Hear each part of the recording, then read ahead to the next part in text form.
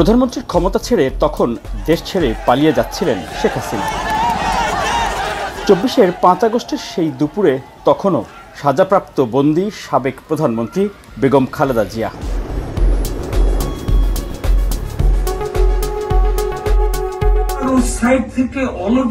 দেখা যাচ্ছে লক্ষ মানুষ। রাজধানীর এভারকেয়ার হাসপাতালে ভর্তি গুরুতর অসুস্থ বেগম খালেদা জিয়ার কেবিনে তার চিকিৎসক দলের প্রায় সকলেই।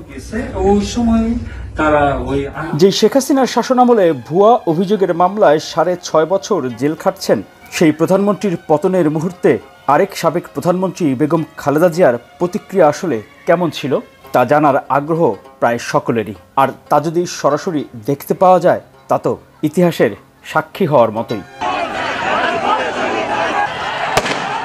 শেখ হাসিনার ১.৫ দশকের শাসনামলে ব্যক্তি, পরিবার ও দল হিসেবে বিএনপির উপর অবিচার, জুলুম, নির্যাতন চলেছে নজিরবিহীন।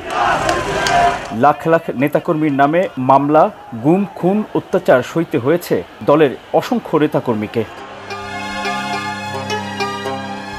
বড় ছেলে তারেক রহমানের নামে রাজনৈতিক মামলার বোঝা, চিকিৎসার জন্য বিদেশে যাওয়ার পর এখন পর্যন্ত নির্বাসিত।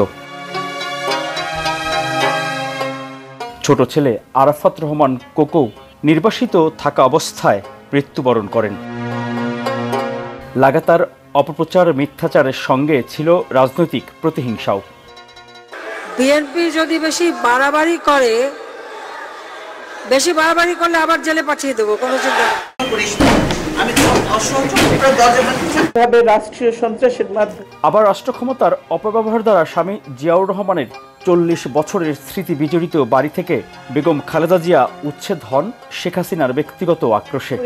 স্মৃতি বিজড়িত বাড়ি থেকে উচ্ছেদ করা হয়েছে। কার কাছে আমি বিচার চাই?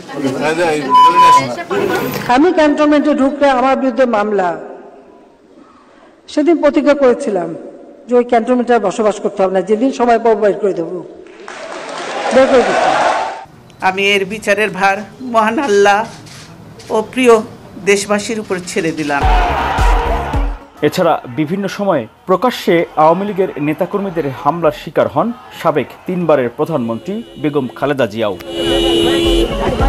তারপরও বেগম খালেদা জিয়া বলেছেন, প্রতিহিংসার রাজনীতি নয়। ২০১৮ সালের ৮ ফেব্রুয়ারি কারাবন্দী হওয়ার পর সুস্থ বেগম খালেদা জিয়াকে রাখা হয়েছিল নির্জন কারাগারে। দিনকে দিন গুরুতর অসুস্থ হন কারাগারে স্লো পয়জনিংয়ের কারণে। শেষ পর্যন্ত গুরুতর অসুস্থ হয়ে মৃত্যুশয্যায় থাকার পরও উন্নত চিকিৎসা থেকে বঞ্চিত করা হয় তাঁকে। আবার চিকিৎসার সুযোগ চাওয়ায় তুচ্ছ তাচ্ছিল্য শুনতে হয়েছে বেগম খালেদা জিয়াকে।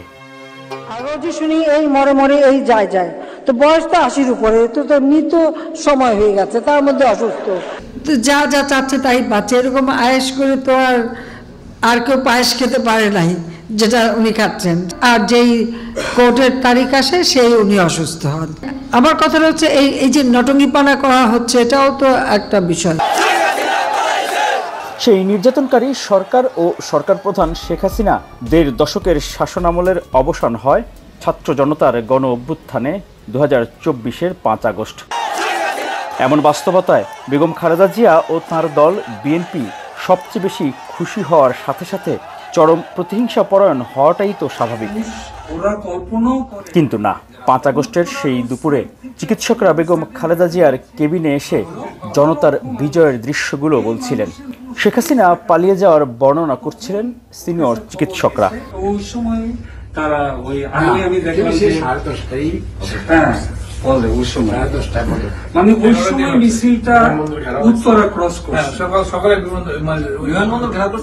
একটু ভালো করে খেয়াল করলে ভিডিও ফুটেজে বোঝা যাচ্ছে দেশবাসীর সাথে বেগম খালেদা জিয়াও তখন স্বস্তির নিঃশ্বাস ছাড়লেন। তখন ওর কাছে খবর গেছে, ওই সময়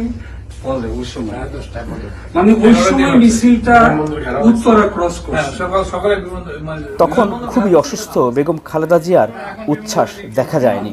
খুবই শান্ত চেহারায় মনোযোগ দিয়ে শুনছিলেন সার্বিক পরিস্থিতির খবরাখবর। ২৪-এর সেই ৫ আগস্টের উত্তাল বাংলাদেশের বিজয়ী জাতিকে শান্ত থেকে উচ্ছ্বাস প্রকাশ করার আহ্বান জানান সাবেক ৩ বারের প্রধানমন্ত্রী বেগম খালেদা জিয়া। এখন বিভিন্ন দিকে কেউ যায় মাথা লাগে এখন গেলে ল্যান্ড নিয়ে পালাবে এগুলো পালাবে মানে ইয়েগুলো। একদিন পর 7 আগস্ট নয়াপল্টনে বিএনপির সমাবেশ। দেশের মানুষের শান্তি ও নিরাপত্তা এবং রাষ্ট্রীয় সম্পদের সুরক্ষায় হাসপাতালের বিছানা থেকেই দেশবাসীর উদ্দেশ্যে বেগম খালেদা জিয়ার বার্তা। আমি আন্তরিক ধন্যবাদ জানাতে চাই আমাদের বীর সন্তানদের, যারা মরণপণ সংগ্রাম করে এই অসম্ভবকে সম্ভব করেছে। তখনও কথা বলতে কষ্ট হচ্ছিল সাবেক 3 বারের প্রধানমন্ত্রীর। তবুও জাতির মুরব্বী হিসেবে উঠে বসেছিলেন দেশবাসীর উদ্দেশ্যে কিছু বলার জন্য। আসুন আমরা তরুণদের হাত শক্তিশালী করি। ধ্বংস নয়, প্রতিশোধ নয়, প্রতিহিংসা নয়, ভালোবাসা, শান্তি ও জ্ঞান ভিত্তিক সমাজ গড়ে তুলি। তার কিন্তু নিজের অতীত জীবনের দুঃখ কষ্ট নিয়ে কোনো ইতিহাস তার মনে নেই, তার শুধু মনে দেশপ্রেম। সম্প্রতি জাতীয়তাবাদী ছাত্রদলের এক আলোচনা সভায় হেফাজতের নেতা মাওলানা মামুনুল হকের বক্তব্য পুরো জাতির দৃষ্টি কেড়েছে। 2024-এর 6 আগস্ট বেগম খালেদা জিয়ার সঙ্গে হাসপাতালে দেখা করেছিলেন মামুনুল হক।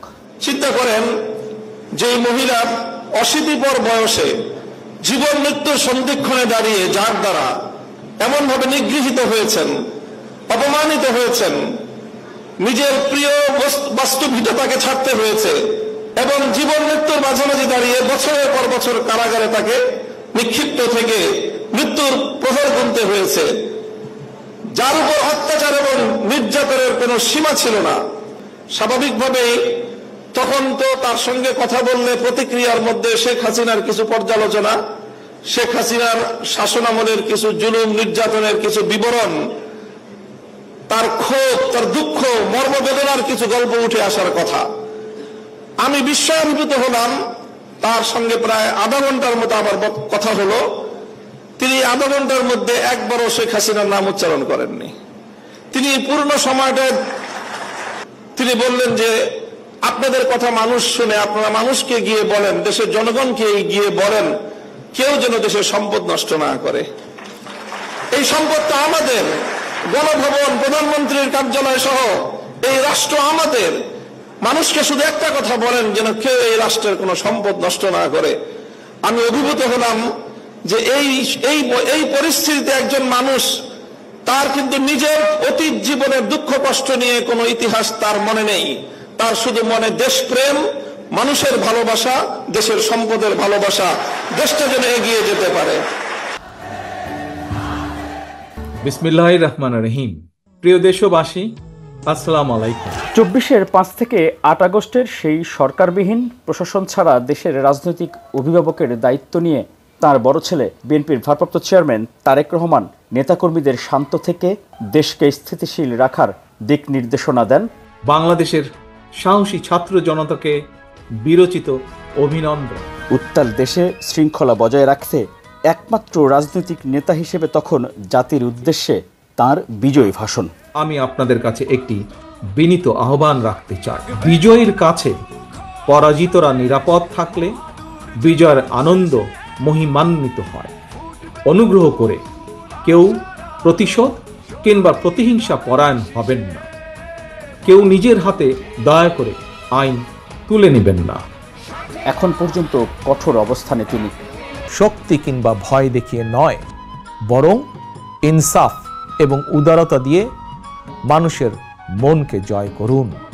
জনগণের সুখে দুঃখে জনগণের সঙ্গে থাকুন, পাশে থাকুন, জনগণকে সঙ্গে রাখুন।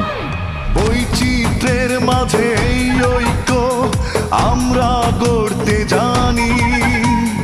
দুনিয়া জুড়ে বন্ধুরা আছে, কাউকে প্রভু না মানি। প্রতিটি নেতা কর্মী, সমর্থক, শুভাকাঙ্ক্ষীকে মনে রাখতে হবে, জনগণ বিএনপিকে বিশ্বাস করে, বিএনপিও জনগণকে বিশ্বাস করে। কারণ জনগণই বিএনপির সকল রাজনৈতিক ক্ষমতার উৎস।